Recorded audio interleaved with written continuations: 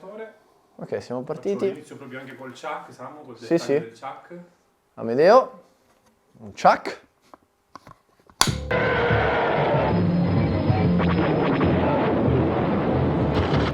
A cowboy movie set in space. That's Star Wars. The actors featured in The Empire Strikes Back, bad guy Darth Vader and number one good guy Luke Skywalker. Return of the Jedi. Part 3 of the Star Wars film phenomenon. Star Wars series opens on Wednesday. $1 billion in retail sales.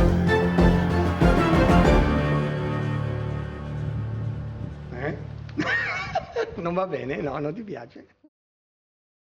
Amedeo, ciao. Ciao, buonasera. Buonasera, grazie per averci ospitati nella tua collezione. Esatto. Collezione privata. Vabbè, su questo dobbiamo discuterne perché Dici? sembra più un museo, però sì. Ci troviamo la bettola di Yoda, La giusto? bettola di Yoda.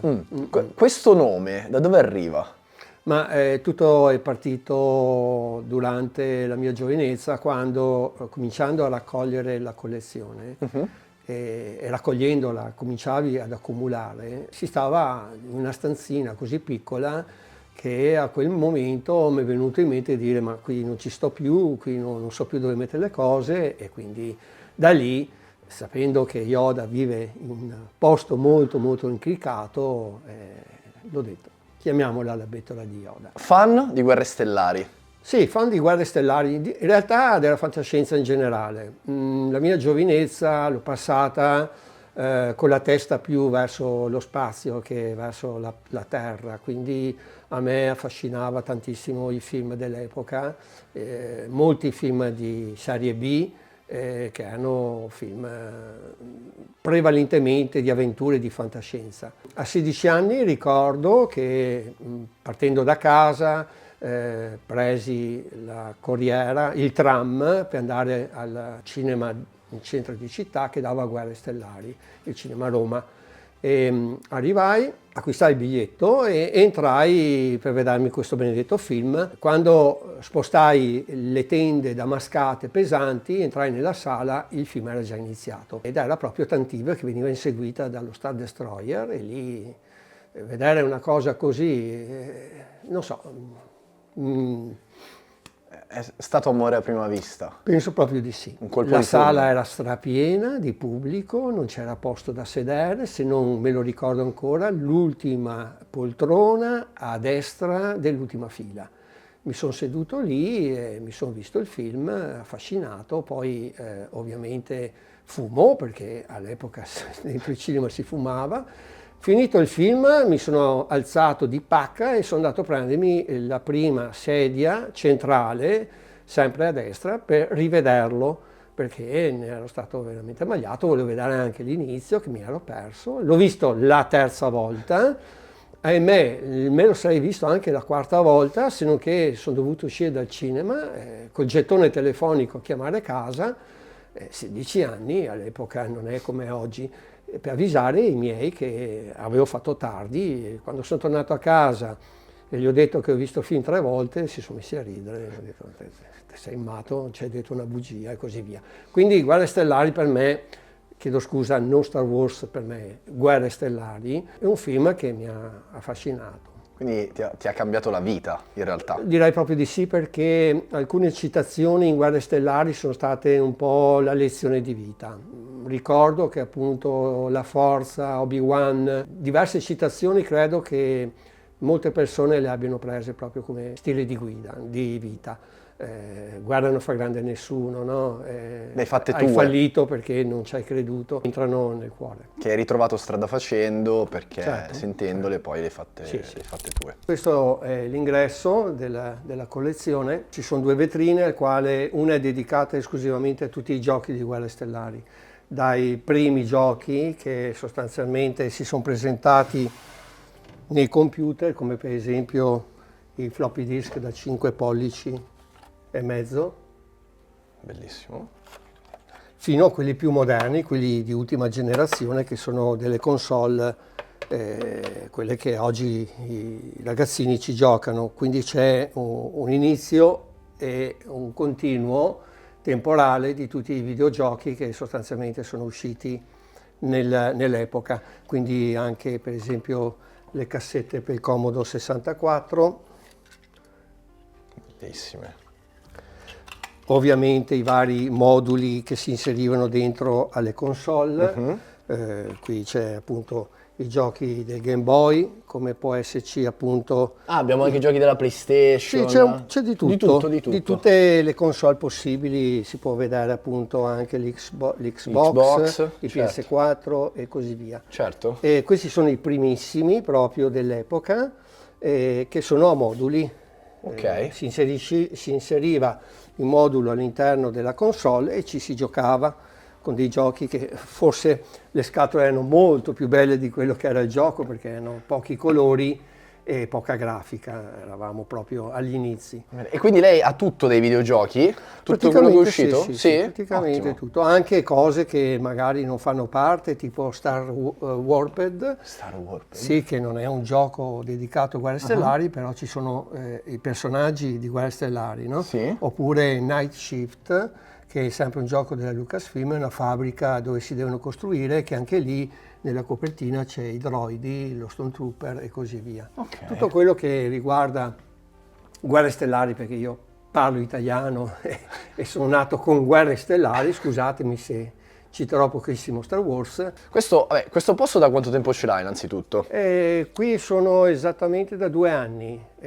Ho trovato un ambiente di 250 metri quadrati, prima stavo su un ambiente più piccolo e grazie a questo ambiente più grande sono riuscito anche a mettere in ordine le varie cose, perché ovviamente la collezione aumenta sempre di più, le scatole prendono posto e non si riesce tante volte in poco spazio a mettere tutto in ordine. Qui sono riuscito a mettere in ordine perché abbiamo appunto delle sezioni dedicate alle scatole di montaggio, ai giochi da tavolo, ai videogame, ai giocattoli del 97, 95, 97, fino appunto anche ai vintage del 77, 85. Quindi ci sono tutte sezioni dedicate appunto alle bibite, no? Tipo Coca-Cola, Pepsi. Ok, quindi è suddiviso tutto questo spazio per macro sezioni e poi in ogni macro sezione c'è una sezione più piccola. Trovi, ok, allora iniziamo a vedere da qua. Qui sono praticamente cose abbastanza moderne, non tanto antiche. Perché lei recupera anche le cose moderne, diciamolo, no? Nel senso che io ho fatto una scelta nel 99, prima dell'uscita dell'episodio 1, di fermarmi, altrimenti non basterebbe il magazzino, fermarmi e dedicarmi alla vecchia trilogia. Ok. E quindi di nuove trilogie ne ho poche. Qualcosa arriva anche perché ci sono dei donatori, magari qualche persona che preferisce che li tenga io a posto di buttarli via o venderli. Certo. Ecco, quindi ci sono anche piccole collezioni che ho ritirato, ho comprato, eccetera, eccetera, di altri collezionisti e vengono conservate in un posto sicuro. Ok. Qui vedo anche una sezione costumi. Queste sono tutte le felpe, le magliette che riportano il logo di un evento.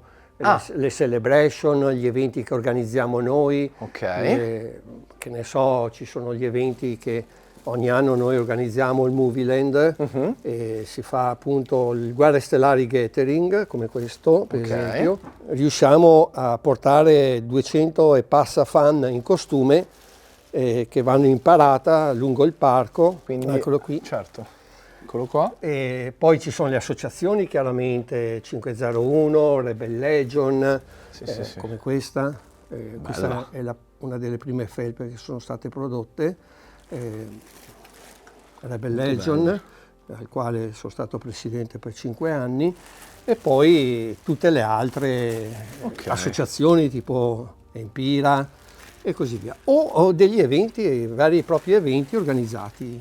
Quindi sempre da collezione, sempre qua, in modo da collezionarle. Insomma, non si butta via nulla. No, esatto. Quindi 16 anni, vedi il film, te ne innamori, e come siamo arrivati a questo punto della bettola di Yoda? Ma, siamo arrivati perché io a 16 anni non è come oggi che internet, VHS, DVD, eccetera, eccetera, non esistevano all'epoca. Finito un film non ti rimaneva altro che solo il ricordo. Nel ricordo tu andavi in cerca di qualche oggetto, una rivista, un qualcosa, una fotografia, un poster, qualcosa che ti regalasse quel momento, ti rimanesse in mente quel momento. Cominci a raccogliere, ecco, raccogli per ricordo di un qualcosa, di un'esperienza che ti è rimasta. Sì. Ok. Sì. Quindi la prima cosa che hai comprato, trovato di Star Wars, di QR Stellari? Sì, Qual è tramite piccoli libricini che venivano dati all'epoca, libricini pubblicitari stampati con semplicità, c'era praticamente dentro tutto quello che riguardava i fumetti dell'epoca, le riviste, era un po' come il post and market dell'epoca. E vidi che c'erano 3 portfolio e li acquistai, li comprai a Bologna, mi arrivarono per posta e furono i primi 3 pezzi della mia collezione. Che aprirono questo mondo. Cosa poi hai comprato e acquistato e come sei arrivato ad avere migliaia di pezzi? Perché lo ricordiamo che tu hai 15.000 pezzi qua, giusto? Sì, 15.000. E tutto parte sempre per un principio, no? Che è quello che per ricordare, perché la cosa ti piace, perché quell'oggetto che ti affascina, si andava a comprare quei giocattoli che alla fine trovavi in Italia, non tante cose, ma cominciavano a esserci qualcosina di piccolo. Quindi parti dal piccolo, pian piano con gli anni, perché ho avuto delle carriere professionali come DJ, come tecnico nel settore automobilistico. Poi sono le opportunità, perché viaggiando per lavoro fai il turista ma vai anche al negozio di giocattoli e dire: scusi, ha qualcosa di Guerre Stellari?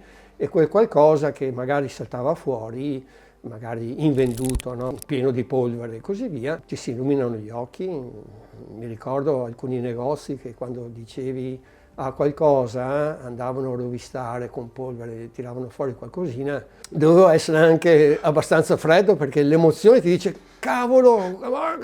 Invece no, resta duro, resta insensibile, perché devi ottenere quell'oggetto lì con un costo magari accessibile. Minore, no? Quindi forse ci penso, forse, ma non lo so, non sono tanto interessato. Poi è rovinato, allora riuscivi a tirare un po' il prezzo, ma come uscivi dalla porta eri a 1 metro d'altezza.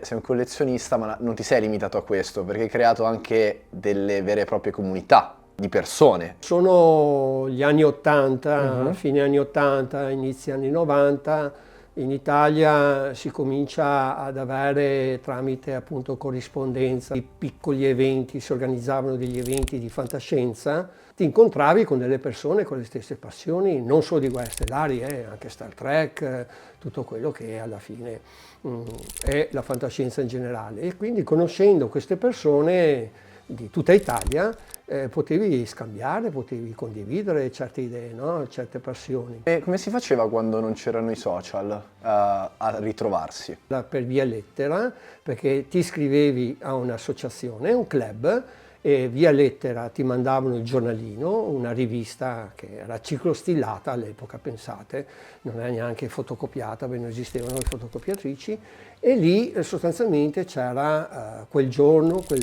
mese, quell'anno, quell'evento, e quindi ci si incontrava, ognuno partiva dalla sua casuccia, andava all'evento e lì si conosceva quel mondo nerd che all'epoca era molto molto ristretto. Oggi il nerd è di moda, ma all'epoca venivamo visti anche un po' come molto strani. Qua abbiamo una parete dedicata a delle action figure, giusto? Sì, queste sono le action figure che sono uscite appunto per il trilogy. Ok. Sono della Kenner, giusto? sì, parte? in realtà sono versione sia americana che italiana. Possiamo vedere appunto anche delle varianti, no? Se fate attenzione, sono uguali come personaggi, ma cambiano praticamente la confezione. Qui vedete Guerre Stellari con Leia in italiano, qui invece in versione americana. Certo. E qui è sempre la versione americana, però con la fotografia, il logo cangiante. Anche qui lo stesso, 4 personaggi uguali, si può vedere Han Solo, però qui c'è la diapositiva, qui c'è Han Solo in fotografia, qui invece cangiante e qui la versione praticamente. Mi scusi, lei come fa a sapere tutte le versioni che escono? Nella community ci sarà qualcuno che lo dice o va alla ricerca proprio? No, è una cosa che man mano che tu raccogli e cominci a collezionare, ti informi, vedi appunto quando si comprano due blister o ti capitano in mano due blister, poi vai a vedere perché ci sono anche dei libri, c'è una libreria dedicata appunto al collezionismo dove viene riportato cosa è uscito, le varianti, per esempio per assurdo ti fa vedere delle varianti che sono assurde sotto un certo profilo, perché qui abbiamo due blister completamente identici, a parte questo ha preso un po' di sole perché è stato in vetrina, però dietro si può notare praticamente delle piccole differenze, scritta rossa, scritta nera, contorno dorato, contorno argentato, però è la stessa confezione, quindi sono le varianti, no? Le varianti di produzione che un collezionista dice ne ho una, perché non devo avere anche l'altra, no? Però ecco, per dirti che George Lucas, beato lui, si è fatto i soldi con gli appassionati come noi che vanno a vedere di trovare tutto e non farsi mancare nulla. E direi anche che lo fanno apposta, lo fanno molto apposta. Direi di sì, perché qua di varianti ce ne sono. Esatto. Poi, cosa... Nel 95 e 97 sono uscite queste serie qui e proprio per pubblicizzare l'uscita hanno costruito pochissimi Millennium Falcon, come questo, vedete, è un Millennium Falcon di 1,70 m quasi, che è in scala praticamente al personaggio. E questo Millennium Falcon veniva dato ai Toys R Us, il compito era quello di pubblicizzare l'uscita di giocattoli. Certo, cioè quindi tutti gli omini in scala potevano andare... Sì, il Millennium Falcon è stato costruito su quella ovviamente scala, per pubblicizzare il piccolo Millennium Falcon, che sarebbe quello là, vedi? Questi sono i piccoli Millennium Falcon che venivano venduti. Ah, ok, eccoli qua. Sì, questi qua me li ricordo anch'io. Aveva le luci. Espositivo. Non posso farle funzionare perché funziona 110 volt, perché in America non la 110 volt. Però hanno le luci, ce ne sono pochissimi ormai al mondo, ne hanno fatti pochi, credo 700-750. Poi chi l'ha buttato via, chi è stato distrutto, la Lucas li ha fatti ritirare e quelli che sono rimasti sono stati messi all'asta per beneficenza e quindi questo è uno dei pochissimi che si trovano in giro per il mondo. Hanno un valore anche abbastanza consistente. Due vetrinette dove una è dedicata a Darth Vader C3PO, con degli oggetti più o meno strani, che ne so, le scarpe per esempio che abbiamo fatto costruire apposta per il costume di mia moglie, l'orologio, il cravattino, il C3PO di legno, tutte le astronavi prodotte dalla Micro Machine negli anni 90, fine anni 90. Qua invece ho visto anche dei Sì, questa è una piccola parte dell'archivio cartaceo, perché io raccogliendo non ho raccolto solo giocattoli, ma ho raccolto tutto quello che riguarda Guerre Stellari, quindi ne so, sono gli eventi che organizzavamo all'epoca. Questo per esempio mi viene in mente, ho anche le pellicole 35 mm originali dei primi 3 film, quelle che venivano usate nel cinematografo. Insieme a quei ragazzi di Empira abbiamo deciso nel 2013 di farle vedere in cinema e quindi abbiamo fatto proprio un evento. Avete realizzato questo evento per far vedere cioè le pellicole originali? Con tutti i suoi difetti della pellicola. Ma come li ha recuperate? Non si può chiedere, questo non si può dire, vero? Qualcuno ci ha lasciato le penne. Ci ha lasciato le penne, vero, per questa domanda, esatto. Ecco, raccontami questa cosa perché poi parliamo vabbè, avete iniziato facendo, passami il termine, i cosplayer moderni, giusto? Perché avevate i travestimenti di Guerre Stellari e raccontami questa cosa che mi avevi detto di come eravate visti all'esterno, cioè raccontami se hai avuto anche qualche episodio strano che ti ha fatto accendere una lampadina dicendo però siamo visti un po' male da fuori, cioè. Solitamente in queste convention ci trovavamo dentro su un albergo, magari nella sala, no, delle convention e così via, ma succedeva che per pranzo o per cena oppure Si è cominciato un po' dopo, un pochettino, un po' più tardi a fare anche qualche parata, no? Tutti in costume. La gente rimaneva un po' lì, un po' stupefatta, un po' meravigliata. Poi all'epoca, per esempio, le divise imperiali, Darth Vader, gli imperiali, gli ufficiali, Star Trek, non erano conosciutissimi come oggi, quindi delle persone ti guardano e dicono: ma voi cosa siete, della seconda guerra mondiale, siete nazisti? E quindi da lì si capiva che eravamo pesci fuori d'acqua. Grazie a Big Bang Theory la nerd è diventata una moda, tutti siamo nerd, nessuno si vergogna più, però all'epoca era veramente molto difficile poter dare fantascienza al pubblico italiano. Infatti la fantascienza è sempre stata un po' sottomessa perché, come si vuol dire, la fantascienza dà alla persona la libertà mentale di pensare a 360 gradi, no? Sei più avanti, e questo all'epoca degli anni 80, all'epoca un po' difficile, all'epoca degli anni 90, fine anni 90, 2000, cominciavamo a essere in tanti con la passione. Era una moda che stava un attimino ampliando, e quindi si cominciava anche a produrre dei costumi, vestirci ovviamente sempre più accuratamente, finché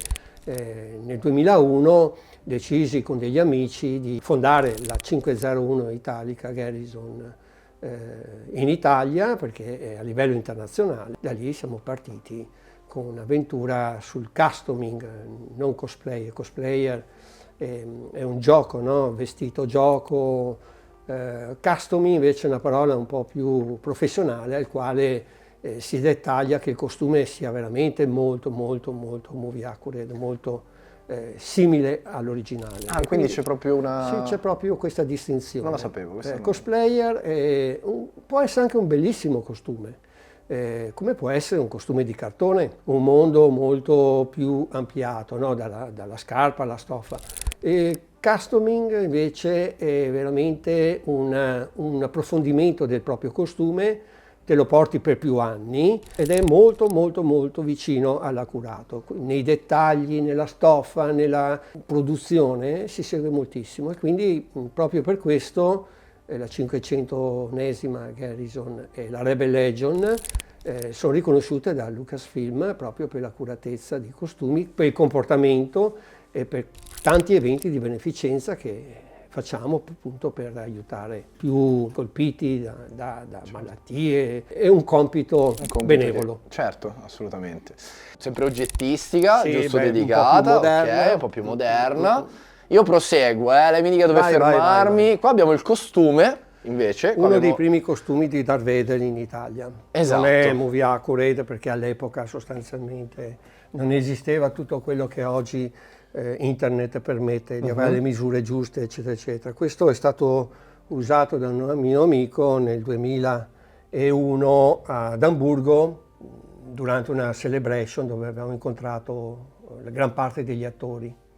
Bello. Però ecco, non è proprio movie accurate, infatti questi sono parti in legno che avevo lavorato all'epoca. Il quadro è di un ragazzo di Milano che è un pittore Sì. molto bravo. E quindi gliel'ha donato? Sì, l'ha portato qui nella collezione, in esposizione, appunto perché tutti ne possono beneficiare. Molto bello, molto bello. Poi qui, mi scusi, ma qua io vedo anche degli Happy Meal. Sì, sono tutto. tutti i premietti, i regalini. Che... Lei ha tutto. Anche sì, di Pizza Hut, Burger King, Sì. poi i vari, all'epoca c'era anche l'IP che regalava gli orologi, eccetera, eccetera, eccetera, quindi tutte cose che si raccoglievano all'epoca. Si raccoglievano. Poi lì ci sono i libri che sono tutti quanti quelli che aprendosi, no? Escono le cose 3D tipo, sì, esatto. Ok. Ma anche qui, scusi, gli Happy Meal, questa cosa qua, arrivano da persone esterne o è andato lei a caccia a cercarli? Alcune sono italiane, altre vengono da altri paesi, tipo America e così via. Ok. o le trovi tramite i collezionisti oppure ti arrivano perché le acquisti su eBay. Perché le acquisti su così eBay via, e sì, le ha sì. trovate. Anche la ricerca non deve essere semplice comunque, deve No, essere no, molto... ma alla fine poi sai, noi collezionisti siamo quasi una rete di conoscitori, no? Ci conosciamo, quindi ci scambiamo le nostre esperienze, sai, c'è quell'oggetto lì, c'è quell'asta lì e così via, quindi in Italia ci sono molti collezionisti che raccolgono oggetti. Andrea Zanichelli, Certo. che anche lui ha una collezione molto molto bella, molto importante. Quindi beh, diciamo bisogna essere nella nicchia giusta per capire anche scambiarsi le cose. Sì, Michi Rutini invece ha una collezione di oltre 500 statue, tutte dedicate a... Ci scambiamo, ci sconfiggiamo. Esatto. Allora, e qui invece abbiamo, allora vedo dei sempre videogiochi. Qua Sì, sono le prime tipo console, esatto. che, portatili, Ok. monogioco ovviamente, no? Certo. Con le pile giocavi su un display LCD dove Esatto. si muovevano tramite I l'LCD, pixel, esatto, alcuni pixel dovevi combattere, quindi c'è Guerre Stellari, Impero colpisce ancora, il Ritorno dello Jedi. E poi questi cosa sono? Questi sono giochi in scatola? Allora, questi sono giochi in scatola, Ah. proprio. Qui ci sono invece il mini Cinex, Ok. giocattoli degli anni 70, della Harbert. Ok. Qui c'è un proiettore in continua che fa bellissimo. vedere un pezzo di film di Guerre Stellari, e qui invece c'è il diapositore, c'è le diapositive, che è stata un po' una delusione perché tutti si aspettavano di vedere il film, no? Nelle diapositive invece sono disegnate, sono praticamente... Ah, ok, tipo gli artwork, sono tipo... Esatto, sono il Ok. film, come vedi, Sì. che ha praticamente le diapositive che sono... Ah sì, tipo fumetto? Esatto, Ok. tipo fumetto. Quindi tu lo compravi pensando di vederti il film e poi ti beccavi questa cosa qua e quindi non erano tutti contenti, giusto? Sì, non molto eravamo felici. soddisfatti appienamente perché l'immagine, la foto, come vedi... Sì, era un po' fuorviante. Qui invece effettivamente c'è la pellicola, un pezzettino di pellicola e ti divertivi. E ti divertivi di più, certo. Ti faccio vedere Sì, anche il vediamo. flipper dell'epoca. Questo ne ho No, due, questo è uno bellissimo. sigillato, ne ho due, ho preso anche le palline, della Arco Falk, si parla sempre degli anni 70, fine anni 70, e la caratteristica è che l'Arco Falk stampò questi flipper senza licenza, non c'era ancora il copyright e così via. sì. E siccome è un prodotto solo italiano, il collezionismo internazionale ne diventa matto, cioè diventa proprio sì. fuori di testa avere un oggetto del genere. Ho tanti topolini, Sì. i topolini ovviamente hai le pagine interne che pubblicizzano, no? I vari giocattoli, Certo. e quindi per esempio Bellissimo. ecco qui la pubblicità del mini Cinex, del Festacolor, e quindi Ho collezionato anche tutti questi. sì, io ho tutto quello che è Guerre Stellari, i giocattoli elettronici dell'epoca, Ok, sì. il Destroy Death Start, che è quella qua, è praticamente uno dei primi giochi elettrici, chiamiamoli così, elettronici dell'epoca, della Palitoy inglese, è un prodotto che in Italia non si è mai visto. Palitoy. Il copriletto perché non può mancare, certo, ovviamente. Cioè, La giustamente. battaglia italiana, ne ho Certo, due, ok. e anche questo è sempre un gioco elettronico. Anche questa sezione giochi elettronici, quindi sezione fatta I giocattoli molto di bene. metallo, Sì. e qui praticamente c'è la morte nera, tutta in cartone. Queste sono cose che valgono una montagna di soldi perché, ahimè, purtroppo il giocattolo rimane, il cartone la mamma lo butta via. E quindi ecco che ci sono dei casi dove la scatola di cartone vale di più del giocattolo. Quindi qui c'è la morte nera della Palitoy, sempre, si costruisce, non ha personaggi, e anche questo, vedi, action figure non included, era un po' una delusione perché ti aspettavi di trovare qualcosa. Che poi quella scritta non è che magari la leggevi bene, no? Da bambini. Vedevi la foto. Una pista delle macchinette, un gioco da tavolo, questo credo sia polacco. Sembrerebbe polacco. Dal nome, Sì. sicuramente dell'Europa Sicuramente dell'Est. non italiano o Giochi da inglese. tavolo. Il cambiamento nel mondo del collezionismo dagli anni 80 ad oggi? Tu hai visto tante cose. Il collezionismo credo che sia partito negli anni 90, quando si cominciò tramite anche internet, eBay per esempio, no? Le aste online, ad avere un contatto mondiale con quello che sono le tue passioni, perché io credo che l'Italia, nel DNA, la maggior parte siamo collezionisti. Io sono di Guerre Stellari, ma ho tanti amici che hanno anche altre collezioni importanti, dalle bustine di zucchero per esempio, a quello che può essere i vestiti o le prop che sono state usate nei film, acquistate proprio direttamente dai film. eBay è stato quello che sicuramente ha permesso a molti di collezionare. Io sono stato fortunato perché sono stati degli anni che si buttava via tanta roba, famiglie che liberavano le case, qualcuno che si era sposato e quindi non gli interessava più. Tramite eBay io ho acquistato tanti pezzi della mia collezione, a prezzi anche mediocri, bassi, oggi magari valgono un patrimonio. Ma all'epoca ho raccolto veramente molte cose che vengono buttate via. Una volta era anche più difficile ricercare le cose, no? Sì. Però era più divertente secondo te? In un certo senso sì, perché sei giovane e hai la fortuna di girare il mondo, quindi io ricordo che si andava in Sud America, come può essere in Russia, come potrebbe essere l'Europa, insomma ho girato il mondo per lavoro. E il mio interesse era del turista sulla ricerca di qualche cosina della tua collezione e ho trovato veramente delle cose interessanti. Me le portavo a casa, le mettevo nella collezione che sempre si allargava di più. Era più divertente perché sai, quando entri in un negozio hai uno stimolo di dire chissà. E quindi puoi uscire, come dicevo prima, con un sorriso a 32 denti e cammini a 50 centimetri dal suolo, felice perché c'hai sto giocattolo, come deluso perché non hai trovato nulla, quindi è un forte sentimento, no? Un caldo freddo, ti emoziona. Poi su eBay invece bisogna stare anche attenti perché trovi degli oggetti interessanti, ma li trovi anche a dei prezzi elevatissimi. Allora dici, non è mia portata, porti pazienza, tutto quello che io non ho potuto comprare e desideravo, poi è arrivata da sola. Non lo so cosa può essere, però è arrivata da sola, magari come oggetto donato, magari come oggetto venduto al prezzo giusto o trovato una collezione, perché tante persone si sono liberate della propria collezione, sapendo che io in Italia bene o male sono un po' il papà di Guerre Stellari. Ti chiamano, ti dicono senti Amedeo, a te ti interessa? Se ti interessa vieni qui, e quindi ho ritirato direi 15-20 collezioni di oggettistiche, ho tanti pezzi proprio perché ho anche ritirato collezioni già avviate.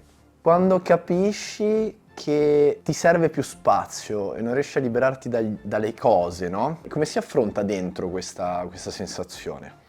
Per me non è un problema attualmente, perché nella mia collezione c'è solamente una regola e questa regola è quella che è entrato non esce più. Qualcuno visita e dice ma Amedeo ce l'hai triplo, potresti darmelo, ma Amedeo questo ce l'hai quadruplo, perché non me lo dai, che te ne fai di 4 pezzi e così via, perché ho anche tanti doppi. Rispondo guarda mi dispiace ma dalla porta quello che entra purtroppo poi non esce più, quindi non mi libero facilmente delle cose, anzi non mi sono liberato facilmente delle cose. Sai che no, stavo pensando anche Italo, mi ha detto c'è la stessa cosa.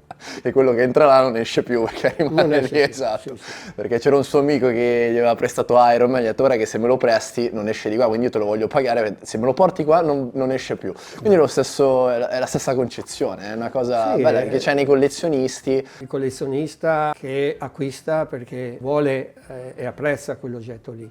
Il collezionista che magari dice mi sono divertito ad acquistare eccetera, adesso non mi interessa più, ho altri obiettivi e se ne libera. Ecco, l'esempio è proprio come dicevo prima, che qualcuno ti chiama e ti dice: senti Amedeo, non mi interessa più, se vuoi venire a vedere gli oggetti, se ti interessano ne parliamo. Quindi quando ti capitano queste telefonate tu prendi... Faccio un appuntamento, si fissa appuntamento, si va, si discute, si tratta ovviamente. C'è un corridoio, ci sono più corridoi, allora Sì, ragazzi, ci adesso sono- andiamo in ordine, andiamo in questo corridoio. Qui che io- sono le cose recenti, almeno Ok. fine anni 90.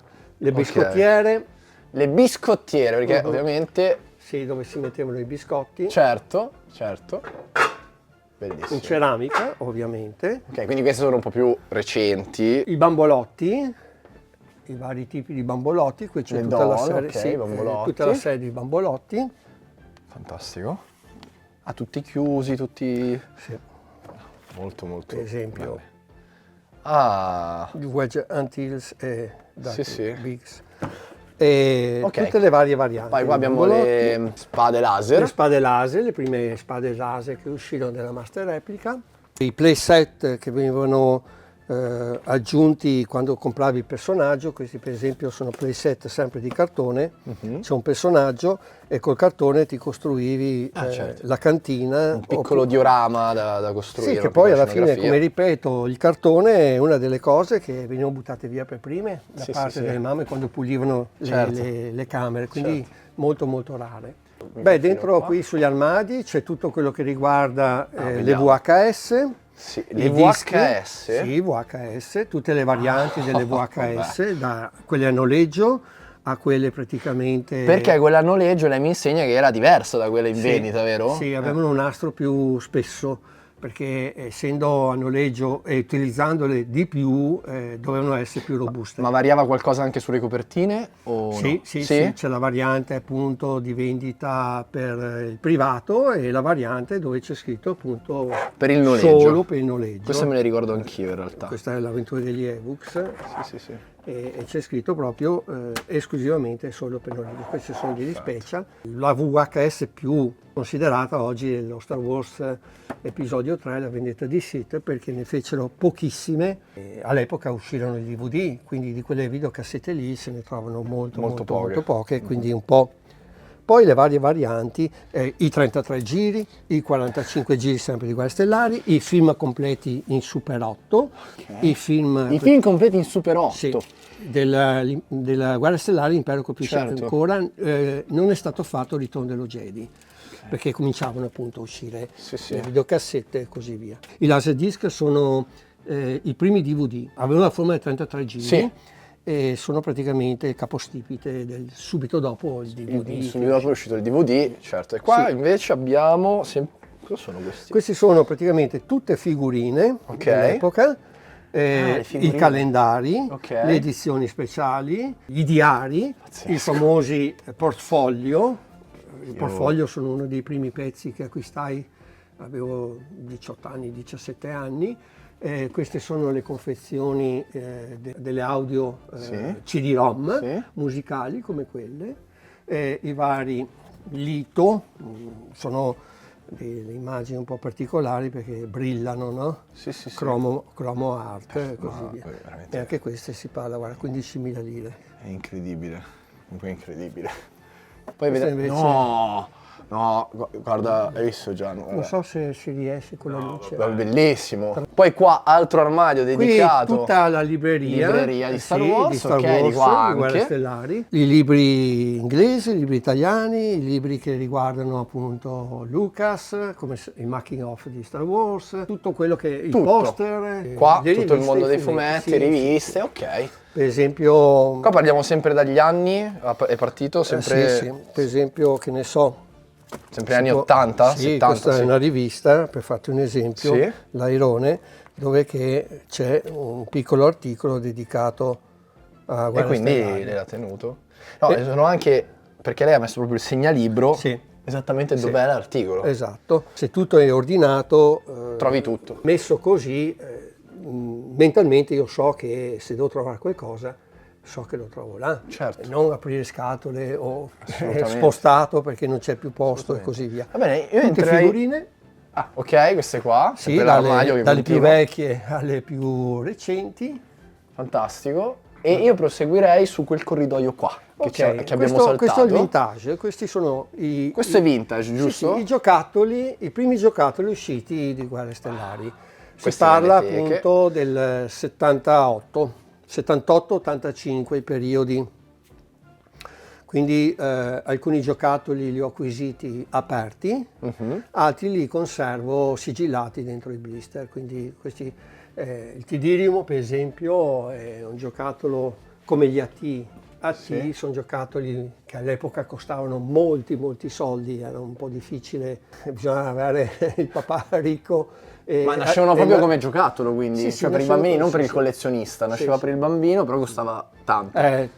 Guerre Stellari sono sempre stati dei giocattoli po' abbastanza costosi. Questi sono una donazione di un mio amico di Monaco, Monte Carlo, sono dei schiaccianoci in legno, Olivier. Poi ecco, io ho fatto dei set, Sì. un po' delle scene così, con quello che avevo aperto, anche quello vedi, il Bespin, Sì.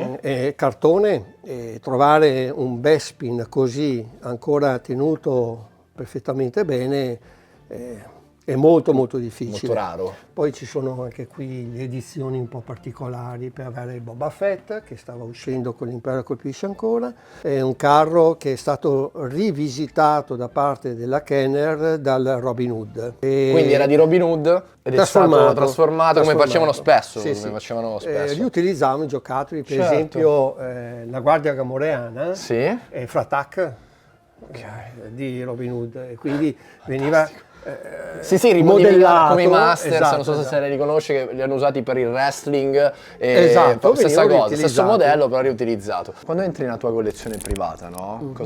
Che sensazioni hai quando riguardi le tue cose? Sicuramente è il mio mondo, è un mondo dove io sto bene. Può essere la settimana dura di lavoro, può essere il momento più alto, più basso, però mi succede anche che abbia anche un po' di mal di testa ogni tanto. Quando apro la porta e vengo qui mi sento rinato, cioè mi passa mal di testa, mi guardo gli oggetti, mi faccio il mio... Cioè praticamente è quello che mi permette. Oggi l'obiettivo della collezione è mantenerla, gestirla e sperando un prossimo futuro di poterla continuare a gestire quando non ci sarò più, mi dà vita, mi rigenera. Ecco, parliamo di questa cosa qua che abbiamo parlato, ce lo siamo detti anche prima. Tu hai una collezione molto vasta, no? Infatti, nel futuro, come hai pensato di lasciarla, donarla? Hai già una strada? No, per il momento no, ho 61 anni, ci sto già pensando da un paio d'anni che non potrò, andando avanti nell'età, di poter gestire tutte queste cose qui. Non ho figli, il mio pensiero principale è, vabbè, una volta che non potrò più gestirla, non potrò più portarla avanti, toccando ferro, a chi la lascerò. Quindi è una delle cose che sto pensando abbastanza spesso di come gestire questa cosa, liberandone ovviamente quando, ahimè, avverrà, perché chiaramente trovare le persone giuste che sappiano apprezzare e mantenerla. Ci sono collezionisti e collezionisti. Io ho tanti amici con delle collezioni molto belle che non amano queste collezioni siano conosciute, non amano portare a casa delle persone sconosciute e così via. È un qualcosa di privato, no? Un qualcosa di intimo. Io invece sono sempre stato quella persona che dice ma vabbè, c'ho questo Millennium Falcon, bello, me lo godo, ma perché me lo devo solamente vedere io? E quindi il mio pensiero è quello di far vedere, e questo ha fatto sì che la Bettola di Yoda, che da diversi anni che è in piedi, c'è qualcuno che dice Amedeo, senti, io sono curioso, voglio vedere la tua collezione, e si prenota il posto perché non è un museo che è aperto al pubblico, gli fa un po' da cicerone, visita guidata, molte persone apprezzano questa cosa e apprezzo anch'io perché è giusto che le cose belle siano viste non solamente dal titolare, in questo Siano caso, condivise. condividere sì, con gli Ti appassionati. ricordi, ti è rimasto impresso qualche appassionato che è venuto qua e ha... cioè, non so, ti è rimasto impressa qualche esperienza, te la chiedo, magari no, Beh, sì, ce n'è i bambini prima di tutto, no? Ma c'era anche qualche personaggio che ha detto, beh, io mi metto il letto qui, dormo qui e ti fo da guardiano. C'è della gente che è veramente molto appassionata di Guerre Stellari. Penso che Guerre Stellari in Italia sia forse anche negli eventi che si fanno, il Cartoomix, Luca Comics, Romix, sono degli eventi dove ci si incontra e insomma io organizzo un evento al Movieland una volta all'anno, un parco divertimenti del Garda a tema cinematografico, organizzo il Guerre Stellari Gathering e quest'anno, scusa, l'anno scorso, perché quest'anno in giugno lo riprenderemo, arrivavano 200 e passa persone in costume, una parata che non finiva mai, quindi la gente lì viene, vedi proprio l'emozione, i bambini che abbracciano Darth Vader oppure le bambine che si attaccano alle principesse, cioè è un'emozione molto forte, specialmente anche quando si va a fare qualche evento di beneficenza, si va agli ospedali dove purtroppo lì c'è un certo dramma di bambini che sono molto malati, arrivare lì col costume, li vedi, insomma, conoscono tutto, i personaggi sanno tutto. Quindi in Italia Guerre Stellari è ben conosciuto e quando qualcuno viene a visitare sa già cosa trova, no? Han Solo nella carbonite, magari la mamma dice no, questo no, no mamma non è questo, questo è, dà il puntino sulla I, no? E quindi capisci che veramente colpisce molte persone. E dei pezzi di maschere, per esempio questa è una maschera giapponese. Giapponese? Sì, è uscita solo in Giappone ed è morbida, vedi, Sì? è proprio una bruttura, in gomma, la devo tenere un po' con delicatezza perché... Ma questa è sempre, cioè, certificata, è originale? È uno dei primi giocattoli che uscirono di Guerre Stellari, in gomma morbida, come vedi. C'è il marchio all'interno della Lucasfilm. Parliamo del 78. 78. Comincia ad avere tanti anni, infatti si vede. Questo è il viso di muore Darth Vader. vero. Dalla parte opposta c'è Han Solo. Si parla sempre di Micro Machine. Certo. Micro Machine. Qua tutto dedicato al Micro Machine. E porta monete, sono i databank, no?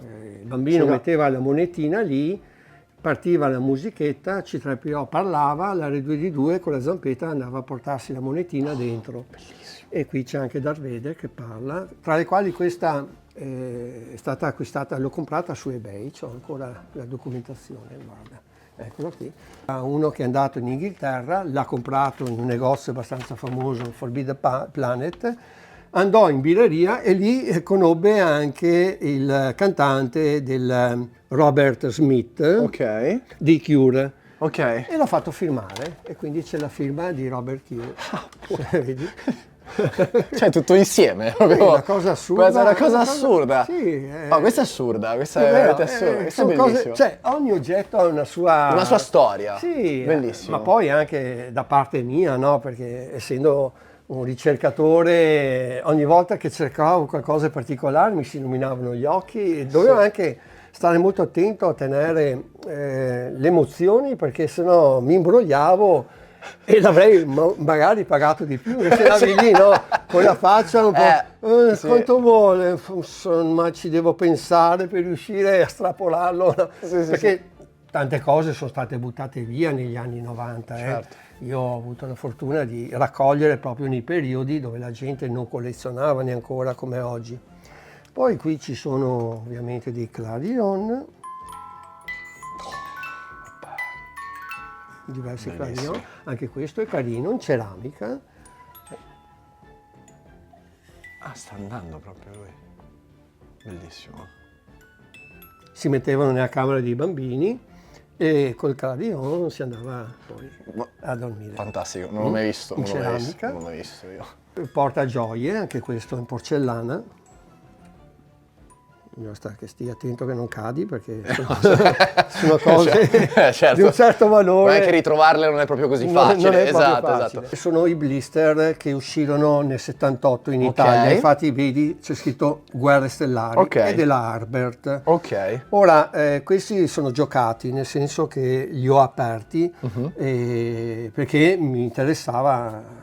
Però c'era anche un altro fatto che se tu tagliavi il marchio dell'Harbert, vedi Sì. che è tagliato lì, Sì. dietro, anche qui è tagliato, se prendevi 4 marchi, c'erano solo LR2D2, se fai attenzione, e li mandavi a Milano, ti mandavano in omaggio un personaggio nuovo, che non si conosceva neanche all'epoca, che era Boba Fett. Mi è arrivato il blister di Boba Fett e non è in vendita, ovviamente non era messo in vendita, era solamente un omaggio, è scritto in italiano, eccolo qua, è scritto in italiano, vedi? E praticamente anche questo è una rarità incredibile. C'è qualche americano che ogni tanto mi chiama perché lo cedi a prezzi molto molto alti. Ma sì, si può dire. Insomma, ti compri una bella macchina. Esatto. Diciamo che ti compri una bella macchina. Ragazzi, io lo so, ma non ve lo dico. Cioè, però diciamo che vi comprate una bella macchina. Che poi sono gli unici due, anche Yoda, vedi, in italiano della Harbert, perché successivamente si è unificato in Star Wars della Kenner, come per esempio Quindi qui abbiamo il cassetto praticamente delle cose un po' più... tutta la serie dei primi 12 più 8 italiani di Guerre Stellari, eccoli qua, sono praticamente, come vedi, tutti i primi 12 del 78 e gli 8 rimanenti del 79, versione italiana, Guerre Stellari, sigillati dentro nella loro confezione, in tonsi. Poi si va praticamente più avanti con l'Impero colpisce ancora, il ritorno dello Jedi e così via. Come vedi sono praticamente, dopo i due che ti ho fatto vedere, esce lo standard Kenner Star Wars uguale per tutti in inglese e così via. Col marchio appunto Harbert sono appunto i 20 più i 2. Diciamo che non abbiamo visto tutto perché poi la puntata non ci sta, però nel caso se qualcuno volesse venire la deve contattare, se vuole venire a vedere il museo, come funziona? Dipende. Non è un museo, in realtà è una mostra privata, chiamiamola così. Sì, beh, guardi, però le posso dire da fuori sembra un museo, io lo posso proprio garantire. Cioè, lei non lo chiama museo, ma le posso dire che è un museo questo, perché è proprio... È una mostra privata, dai. Queste sono le astronavi modello 1-1 e le repliche dalle originali del film. E se fai attenzione non hanno il vetro, vedi? Non hanno il vetro perché durante le riprese il vetro con le luci può riflettere. Faceva le riflessioni. E poi è tutto opaco nel cinematografo, non ci può essere il lucido, perché il lucido ti fa vedere, tipo Matrix, ti fa vedere il cameraman che ti riprende con gli occhiali e così via. Quindi questi sono proprio con i pezzettini usati anche nella Morte Nera, i vari quadratoni della Morte Nera. Numerate ovviamente su licenza Lucasfilm. E ha le gomme da masticare, vedi? Le gomme, ci sono ancora le gomme da masticare, se vedi, eccole là. Ne vuoi assaggiare una? No, perché hanno un colore un po' strano in realtà, hanno un colore un po' strano. Erano così o erano rosa tipo? No, erano un altro colore, vero? già. Quello, esatto. Vedi c'è la confezione intera con ovviamente la bustina e la gomma masticata. E dentro la bustina c'hanno le figurine, una gomma dell'epoca, il diario dell'epoca, gli orologi. No, la sabbia, io che prima ci hai illustrato queste sabbie, mi racconti un po'. Grazie degli amici, perché io purtroppo non sono ancora riuscito a raggiungere certe mete. Gigi, per esempio, mi ha portato le 2 sabbie che lui c'è stato proprio di dove si sono girate i film di Guerre Stellari, Mos Espa e la casa di Luke, per intendere. Questa invece è la sabbia finissima che sulle dune, dove C-3PO e R2D2 si sono persi. Questa invece è di Gerba, dove c'è la casa di Obi-Wan, altra sabbia della città di Tatooine, qui devo ringraziare il mio amico pilota di aerei, la sabbia della Giordania, dove hanno girato gli ultimi film.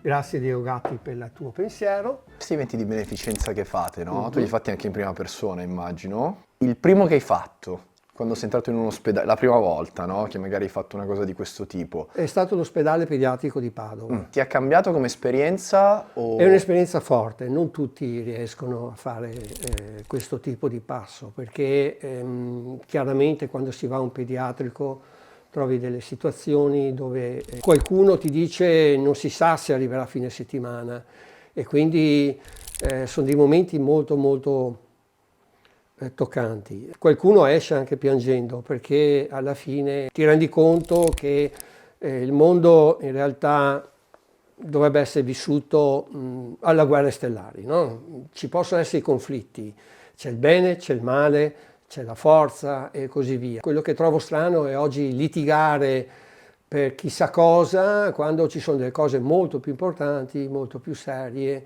Bisognerebbe che ognuno di noi comprendesse il messaggio che dà Guerre Stellari a livello umano anche, no? Non solo divertimento, non solo nerdaggine o chi che sia, ma anche a livello umano. Il messaggio di Guerre Stellari.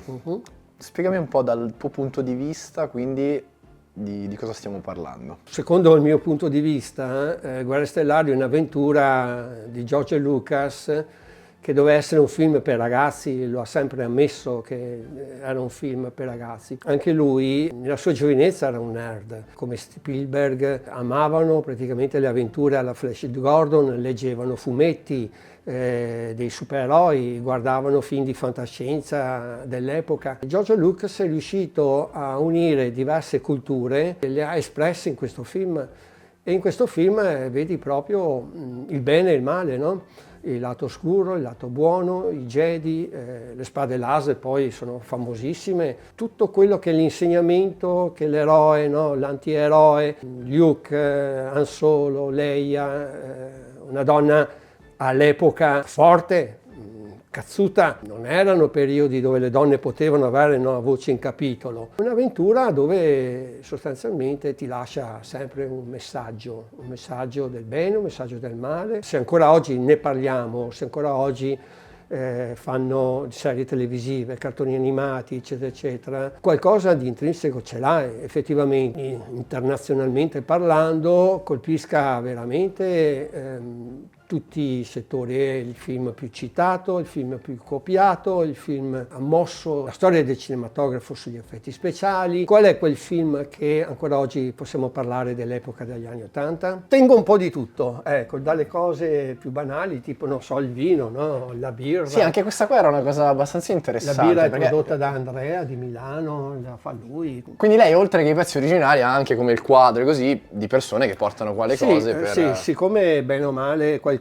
magari per matrimonio, arriva il bambino, non ha più spazio, certo. Molti portano qua. Sì, portano qui, lo donano e qui rimane conservato nel miglior dei modi per i posteri, oggettini, le card, quelle che si grattavano per telefonare. Certo, le schede telefoniche. Sì, che sono un po' tridimensionali. Belle.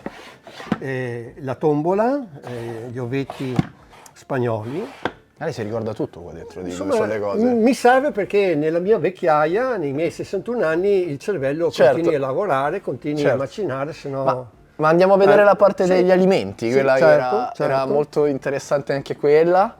Allora, di qua, giusto? Sì. Qui c'è un armadio dove Amedeo mi ha fatto vedere prima. Qua cosa abbiamo? Qui praticamente abbiamo tutto quello che è l'alimentare, no? Per esempio, che ne so,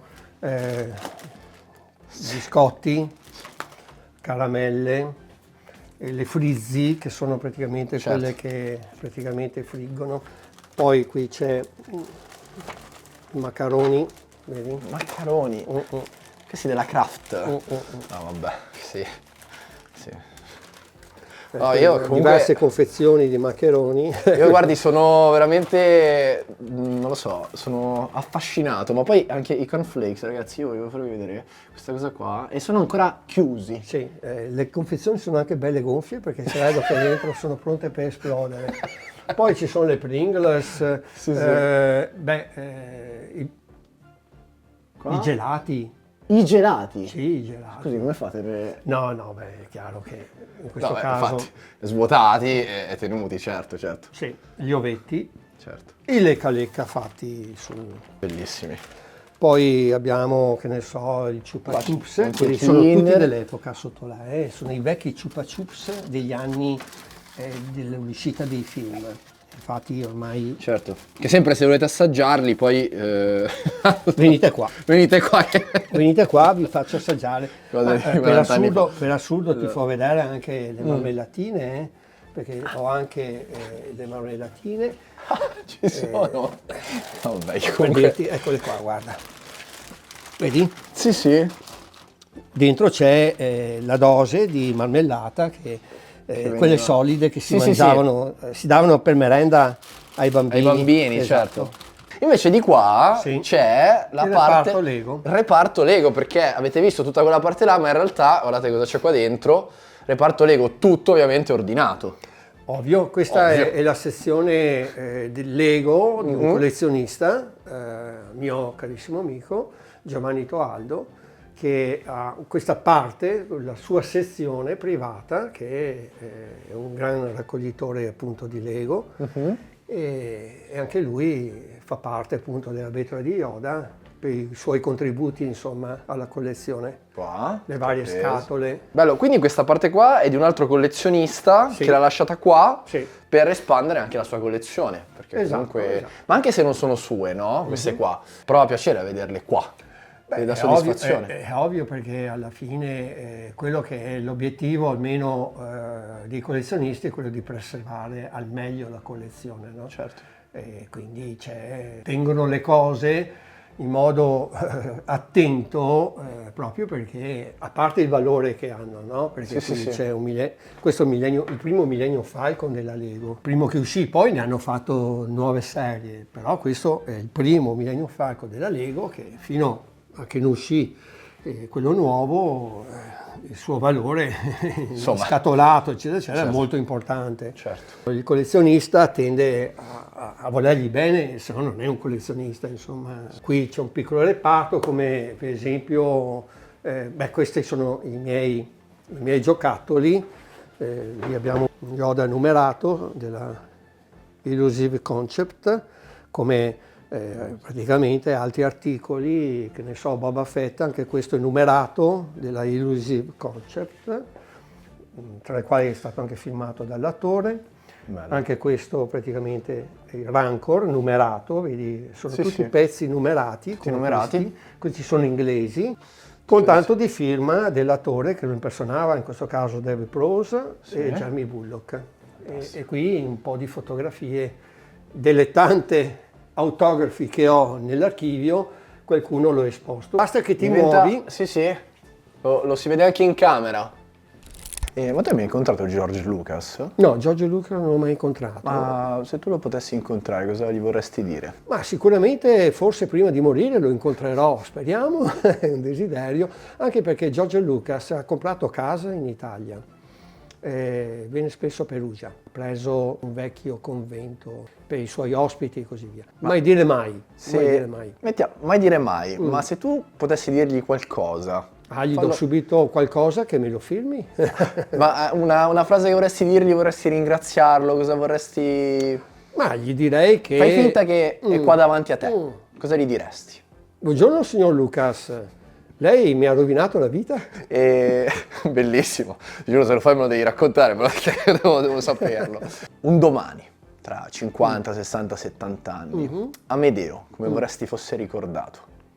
Oddio, non credo che miri a queste cose qua. Io so che nella mia vita Guerre Stellari ho sempre portato avanti con passione, dedizione, sacrifici. Credo, lo sento, molte persone lo riconoscono, quello che ho fatto, e questo mi può bastare. Molti mi stimano proprio perché non ci ho mai voluto guadagnare sulla passione, ho sempre fatto le cose per un bene finale.